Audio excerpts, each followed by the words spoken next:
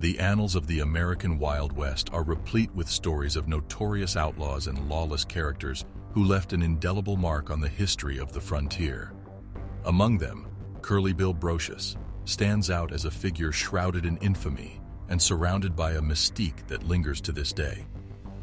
Known for his involvement in criminal activities and his propensity for violence, Curly Bill Brocius played a significant role in shaping the tumultuous landscape of the Wild West. This video delves into the life of Curly Bill Brocius, exploring the narrative of a man whose actions echoed the lawlessness and chaos of the era. Only a little more than 3 years were spent by William Curly Bill Brocius in Arizona's Old West. Still, during that brief period, he established a reputation as an outlaw, cattle rustler, gang leader, drinker, and murderer. Early in the 1880s, Curly Bill went on a murdering rampage in Tombstone, Arizona, starting with the town marshal and concluding with Wyatt Earp's brother, Morgan Earp. Wyatt Earp started out on Curly Bill's trail after becoming enraged, grieving, and motivated by retribution. On March 24, 1882, when Earp got back to Tombstone, he declared that he had shot and killed Curly Bill Brocius. The issue was that Wyatt Earp had a knack for telling tales. To portray himself as the hero, he frequently made up stories that were exaggerated or blatant frauds. Many folks in Tombstone disagreed with Earp's assertion. Old West historians disagree about Curly Bill Brocius's fate even today. William Brocius arrived in Arizona in the latter half of 1878. According to historians, he may have come from Texas or Missouri. He had been hired to transport a herd of cattle to the San Carlos Reservation in Arizona. He spent a brief time working as a ranch hand at San Carlos Reservation after delivering the animals there. His tenure in this position was brief. He soon arrived in Tombstone, Arizona, a notoriously violent and lawless mining town. It was the perfect setting for Curly Bill Brocius, who was notorious for his short fuse, ferocious rage, and heavy drinking. His brown curly hair is mentioned in all accounts of him. He was also characterized as having a freckled face, tall, and well-built. At the Birdcage Theater Museum in Tombstone, there is a picture of a man with curly hair that has been claimed to be Brocius, but has not been verified.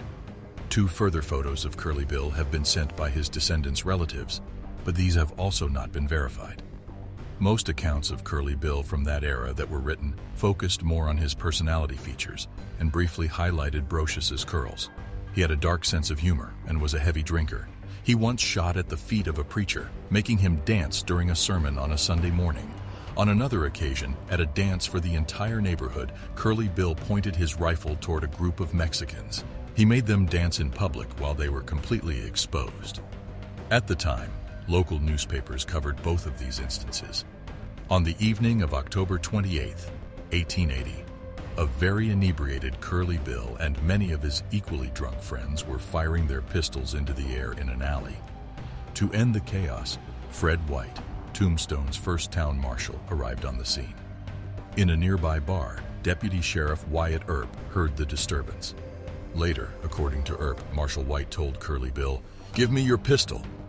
White was struck by the bullet from his weapon as he handed it to him. From behind, Earp grabbed Brocius and wrestled him to the ground. He immediately detained Curly Bill and accused him of murder. Marshal White did not pass away right away. He was brought to a physician who attempted to treat his injuries. White appeared to be getting better, and he even managed to provide a statement that absolved Brocius of the allegations. His situation subsequently got worse. That evening, Fred White passed away. Earp campaigned for Brocius to be taken to Tucson to stand a murder trial there because the people of Tombstone liked and respected him. Fred White's testimony was read to the judge during Curly Bill's trial. The marshal had written that he thought the gun had inadvertently fired. Even Wyatt Earp admitted in court that he believed the shooting to be an accident. A group of cattle rustlers and stagecoach robbers, known as the Clanton Gang, had long made Tombstone their base of operations. The gang, led by Newman Old Man Clanton, also featured the McClory brothers, Tom and Frank, as well as many other outlaw figures. Clanton's 3 sons, Billy, Ike, and Finn, were also a part of the group. While Curly Bill Brocius did not participate in the shootout at the Corral in October 1881, he was once a member of the Clanton Gang. Curly Bill Brocius and Johnny Ringo, two other Clanton gang members, tracked down and executed Isaac and William Hazlitt in New Mexico in July 1881. A few months before this infamous gunfight, these murders were committed solely to exact retribution. A few weeks before, the Hazlitt brothers had murdered two other Clanton members during an unsuccessful robbery of a general store. Before the shootout at the OK Corral, Curly Bill and the Clanton gang were on a deadly rampage. In the San Luis Pass, Curly Bill had led a band of outlaws in a deadly ambush just a few weeks earlier. 6 Mexicans were slain in the initial attack carried out by Brocius and his men on the group of people. Brocius killed and tortured the remaining 8 Mexicans. Law enforcement officers sensed the threats as hostilities between the Clanton gang and the Earp brothers grew more heated. At 11:30 p.m. on December 28, 1881, shots were fired as Virgil Earp was leaving a night at a nearby bar and heading back to his room at a boarding house in Tombstone.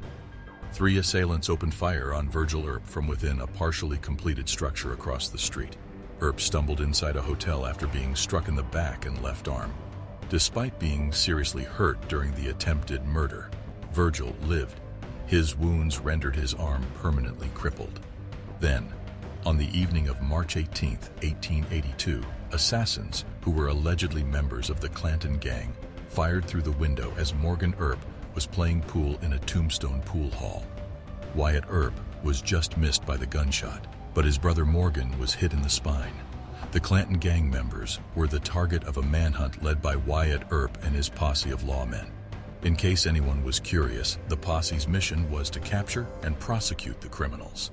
On the other hand, Earp had seen the criminals released by dishonest judges, and he vowed to exact vigilante justice on the gang. Curly Bill opened fire first, and his bullet supposedly came dangerously close to hitting Earp, punching a hole in his coat. With 2 shots from his shotgun, Earp responded. Both shots hit Curly Bill, and as Earp subsequently recalled, they also almost split Brocius in half. That was the official account of Curly Bill Brocius's passing. However, the veracity of the account has been questioned. Wyatt Earp had the propensity to embellish his accounts and give information that made him seem more honorable and valiant. Really, there were no witnesses to corroborate Earp's claims. The remaining gang members hid under the tree line as Earp's posse left as the gunfire began.